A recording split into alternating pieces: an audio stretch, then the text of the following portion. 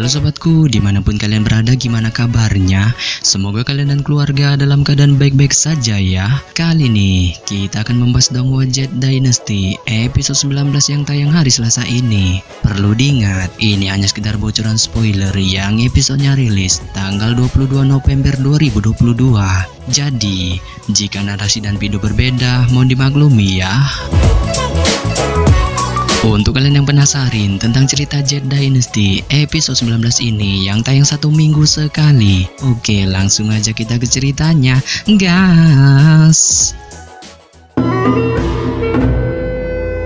Pada ending episode 18 sebelumnya, kita diperlihatkan kelompok aliran iblis sedang berunding membahas tentang binatang ajaib bernama Kunio, yang mana Xiaoju mulai kesal karena binatang ajaib itu tak kunjung menunjukkan batang hidungnya sedikit pun, seperti yang disebutkan sekte Raja Hantu Biao bahwa binatang itu akan muncul di wilayah ini, yang pada dasarnya misi penangkapan Kunio ini malah memancing aliran kebenaran datang ke wilayah ini untuk mengacaukan rencana mereka, sehingga pada saat yang sama Xiaoju meminta kejelasan dari sekte Raja Hantu Biao tentang misi penangkapan binatang ajaib ini. Bahkan Bos Nian juga meminta kepada Biao untuk menyuruh ayahnya yang merupakan selaku Raja Hantu untuk keluar, serta memberi kejelasan kepada mereka tentang semua hal ini, yang pada dasarnya perintah Bos Nian ini juga digaungkan para anggota paksi iblis lainnya, sehingga pada saat yang sama Biao memberitahu mereka bahwa ayahnya kemungkinan tidak akan pernah berkhianat sedikit pun kepada para anggota paksi iblis lainnya. Serta pada saat yang sama Xiaoju yang mendengar ini tampak tidak percaya dengan perkataan Biao saat ia terus-menerus menekannya untuk menyuruh ayahnya keluar, serta secara langsung memberi penjelasan kepada mereka semua.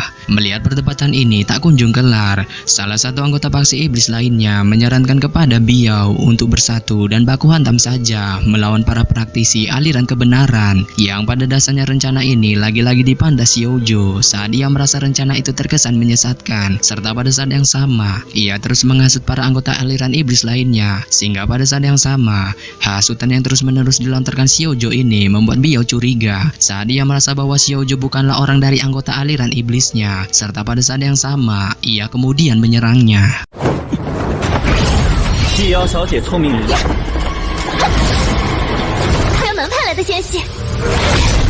Melihat bahwa Xiaoju merupakan anggota sekte King Yun, Lingar kemudian mengajak Xiaopan untuk pergi membantunya. Baku hantam Biao dan Xiaoju pun berjalan alot, yang mana masing-masing dari mereka saling mengeluarkan mode badasnya.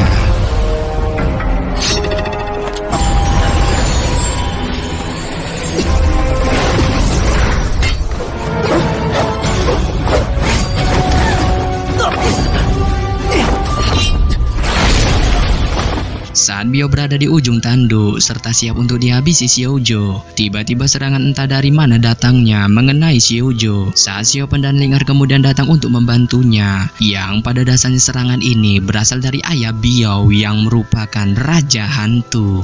Nah, ini dia bocoran spoilernya. Kemunculan Raja Hantu mengejutkan Xiaopan saat ia terus menatapnya dengan keheranan di wajahnya, sehingga pada saat yang sama ia segera teringat pria bernama Wan Renwang sewaktu ia berada di warung teh Maya saat ia akhirnya tahu bahwa pria ini ternyata adalah ayah Biao. Dan saat Xiaopan masih memikirkan hal ini, Xiaoju pelan berdiri saat ia memberitahu mereka berdua bahwa Raja Hantu ini memiliki kekuatan mengerikan serta kultivasi yang sangat tinggi, yang pada dasarnya kekuatan itu sulit untuk dilawan. Saat ia bersedia untuk menahannya, serta pada saat yang sama ia menyuruh Xiaopan dan Lingar untuk pergi, sehingga pada saat yang sama setelah memberitahu hal ini kepada mereka berdua, ia melambaikan tangannya saat pedang 7 bintang perlahan muncul di tangannya bersiap untuk menghabisi Raja Hantu.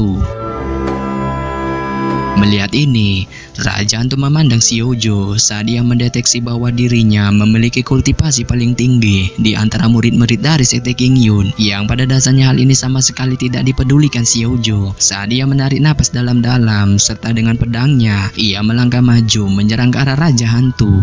Meskipun demikian, serangan Xiaoju tampaknya membuat Raja Hantu tidak bergerak sedikit pun saat ia hanya berdiri di tempatnya dengan senyum di wajahnya, yang pada dasarnya hal ini membuatnya bosan saat dengan energi darah darah yang disalurkan dari tangannya.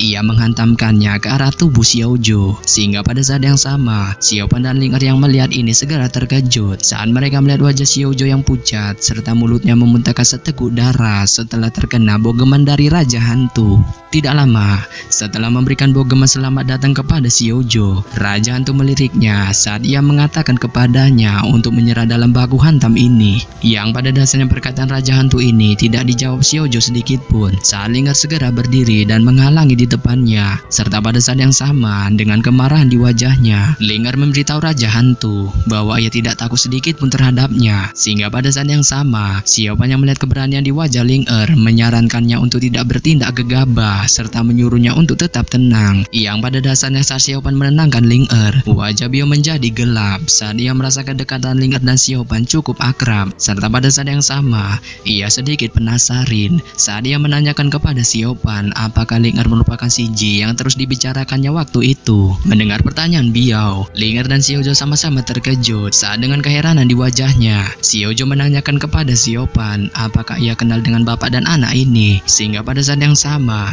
Xiaopan yang mendengar pertanyaan Xiaoju ini terdiam untuk sementara waktu. Sebelum pada akhirnya, ia mengangguk serta menjawab ya. Yang pada dasarnya setelah menjawab pertanyaan ini, Xiaopan tampak takut jika Ling Er marah kepadanya setelah mengenali kedua iblis ini saat kegundahan perlahan naik di hatinya. Dan pada saat Xiaopan masih memikirkan hal ini, Raja Hantu yang masih berdiri di tempatnya memperhatikan penampilan Xiaopan yang tampak panik saat ia tersenyum serta menanyakan kepadanya tentang kabarnya. Yang pada dasarnya pertanyaan Raja Hantu ini membuat Xiaopan yang sudah panik bertambah panik saat ia mengabaikan apa yang ia katakan. Sehingga pada saat yang sama, Xiaoju yang melihat ini tampak bingung saat dia merasa hubungan Xiaopan dengan Raja Hantu tampak cukup akrab. Yang pada dasarnya hubungan praktisi sekte King Yun dengan iblis sangat dilarang. Tetapi saat ini, ia merasa ini bukan waktunya untuk menginterogasi Xiaopan. Saat dia membuang semua pikiran jelek ini serta menoleh ke arah Raja Hantu untuk berbicara. Namun saat dia hendak berbicara, Raja Hantu tiba-tiba tersenyum serta menyuruhnya untuk tidak panik karena saat ini ia sama sekali tidak berniat untuk menghabisinya. Serta pada saat yang sama, perkataan yang dilontarkan Raja Hantu ini membuat Xiaoju, Ling Er serta Xiaopan menatapnya dengan terkejut.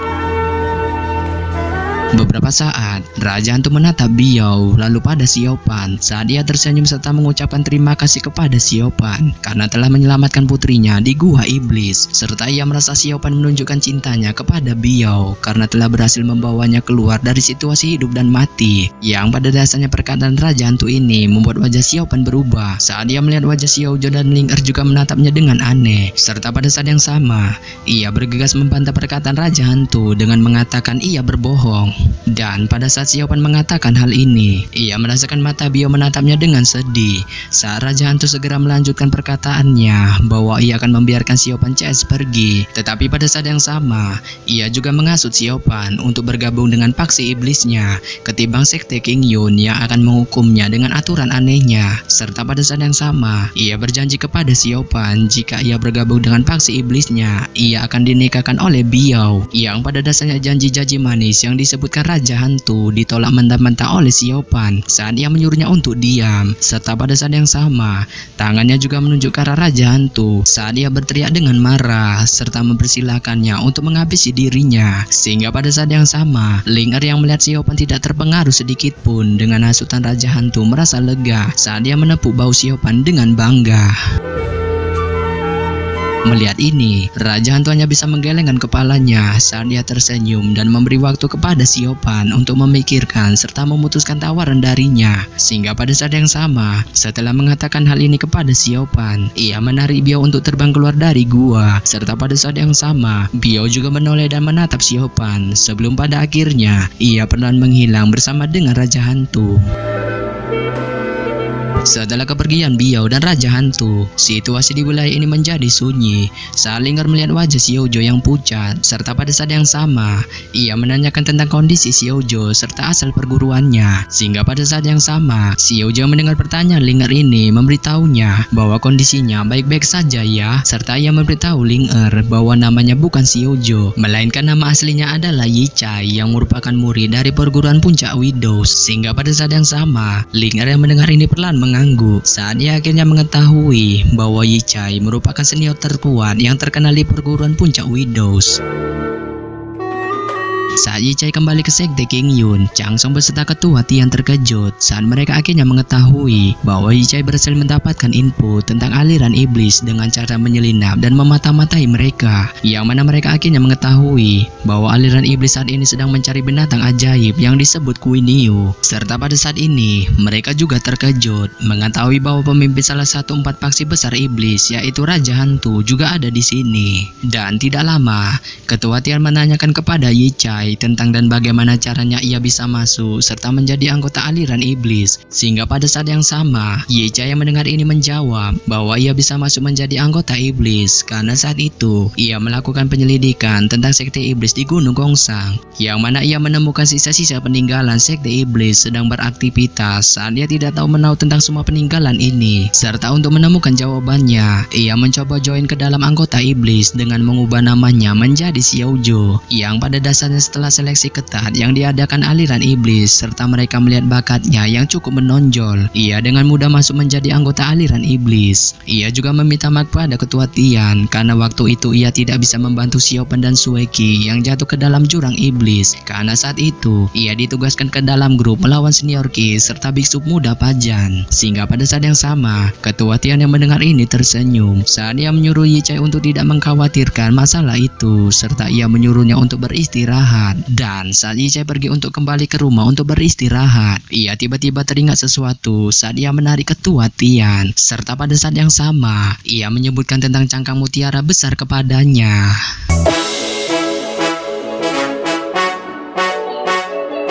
Yap. Sampai di sini saja saya menyampaikan bocoran spoiler Jet Dynasty episode 19 yang baru tayang Selasa ini. Akhir kata saya ucapkan bye-bye.